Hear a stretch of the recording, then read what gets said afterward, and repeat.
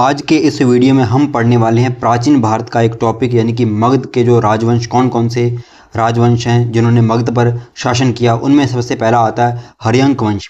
तो हर्यंक वंश के कौन कौन से राजा हुए हैं उनके बारे में हम पढ़ेंगे, उनकी कौन कौन सी उपलब्धियां रही है। तो सबसे पहले आते हैं हर्यंक वंश के बिंबिसार, जिनका जो उपनाम है श्रोणिक। उनको जैन साहित्य में श्रोणिक भी कहा गया है।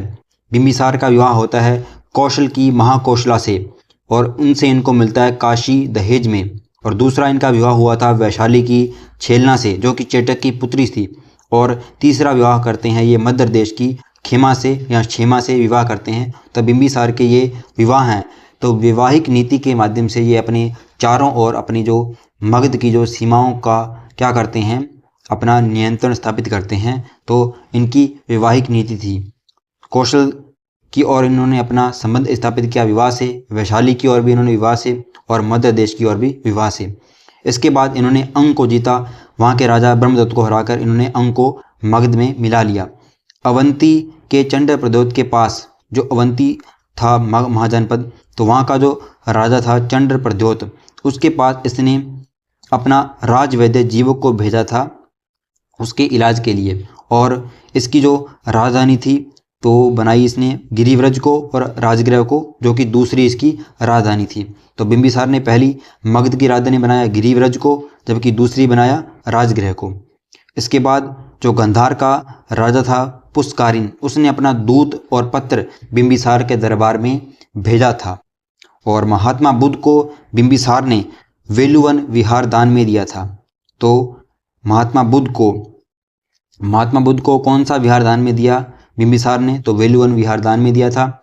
और सोनदंड नामक एक ब्राह्मण था, उसको चंपा की संपूर्ण आमदनी दान में दी थी बिंबिसार ने। बिंबिसार की जो मृत्यु हुई ये आत्महत्या, जैन ग्रंथ मानते हैं कि जो बिंबिसार ने आत्महत्या की, जबकि बौद्ध ग्रंथ के अनुसार अजातशत्रु ने बिंबिसार की हत्या की। यानी कि जो बौद्ध ग्रंथ है ये अजातशत्रु को पितृहंता शासक मानते हैं। यानी कि हर्यंक वंश का पहला पितृहंता राजा कौन था? अजातशत्रु, जिसने अपने पिता बिंबिसार की हत्या कर दी। बिंबिसार के बाद बनते हैं अजातशत्रु, जिन्हें कुणिक भी कहा जाता है। विदेही पुत्तो, जैन ग्रंथों में से विदेही पुत्तो कहा गया है और बौद्ध ग्रंथ इन्हें पितृहंता मानते हैं। तो इसने कौशल के प्रसेनजित से संघर्ष किया।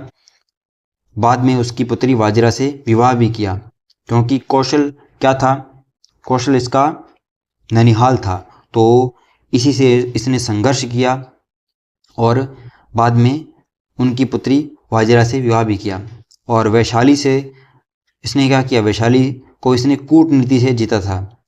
महात्मा बुद्ध ने जो वैशाली को जीतने के लिए कहा था कि आप फूट डालिए जिससे आप वैशाली को जीत सकते हैं। इसके बाद ये फूट डालने का काम इसके जो मंत्री थे उनके नाम थे सुनीद और वस्कार। इन्होंने ये काम किया और ये वैशाली को जीत लेते हैं। और इसी वैशाली के युद्ध में ये पहली बार अजातशत्रु रथ मूसल और कंटक शिला का प्रयोग करते हैं। और इसी युद्ध में मौखलीपुत्र गोशाल, जो कि आजीवक संप्रदाय के क्या थे? एक आजीवक संप्रदाय के अनुयायी थे, मौखलीपुत्र गोशाल, इनकी मृत्यु हो जाती है। न कि मौखलीपुत्र तिस, जो कि तीसरी बौद्ध संगीति के अध्यक्ष होते हैं, मौखलीपुत्र तिस वो अलग हैं, जबकि आजीवक संप्रदाय के मौखलीपुत्र गोशाल, इन्हीं की मृत्यु होती है इसी वैशाली के युद्ध में, जो कि अजातशत्रु ने जीत लिया था। इसके बाद हम बात करें कि अजातशत्रु, तो अजातशत्रु को बरहुत स्तूप की वेदिका पर, जो बरहुत स्तूप है उसकी वेदिका पर महात्मा बुद्ध की वंदना करते हुए दिखाया गया है। अजातशत्रु के समय ही पहली बौद्ध संगीति का आयोजन किया गया था। इसी के समय ही महावीर स्वामी और महात्मा बुद्ध की मृत्यु हुई थी। तो ये एग्जाम में प्रश्न आता है कि किस के समय हर्यंक वंश का कौन राजा था जिसके समय महावीर स्वामी और महात्मा बुद्ध की मृत्यु हुई थी? तो अजातशत्रु के समय ही इन दोनों की मृत्यु हुई थी। इसने महात्मा बुद्ध की मृत्यु पर राजगृह में एक स्तूप भी बनवाया था। इसकी हत्या भी इसके पुत्र उदयन ने कर दी थी। और इसके बाद उदयन बनते हैं मगध के शासक। उदयन को गार्गी संहिता में धर्मात्मा कहा गया है। और मगध पर शासन करने से पूर्व उदयन चंपा का उपराजा था और इसने पाटलिपुत्र नगर बसाया और इसे अपनी राजधानी बनाया था। नागदशक, ये हर्यंक वंश का अंतिम राजा था जिसकी हत्या शिशुनाग ने कर दी थी। और इसकी हत्या करके शिशुनाग ने जो मगध का दूसरा राजवंश जिसको बोलते हैं शिशुनाग वंश, उसकी स्थापना की थी। तो शिशुनाग ने शिशुनाग वंश की स्थापना की थी, नागदशक को मारकर, जो कि हर्यंक वंश का अंतिम राजा था। तो ये थे मगध का जो पहला राजवंश, जिसको हर्यंक राजवंश कहते हैं। उसमें पहले आता है बिंबिसार, बिंबिसार के बाद आता है अजातशत्रु, अजातशत्रु के बाद आता है उदयन। तो इस प्रकार से अपने पिता की हत्या, फिर अपने पिता की हत्या करते हुए ये अपने शासन संभालते हैं। तो आज की इस वीडियो में इतना ही। फिलहाल आपको हमारा ये वीडियो कैसा लगा हमें कमेंट बॉक्स में अवश्य बताना।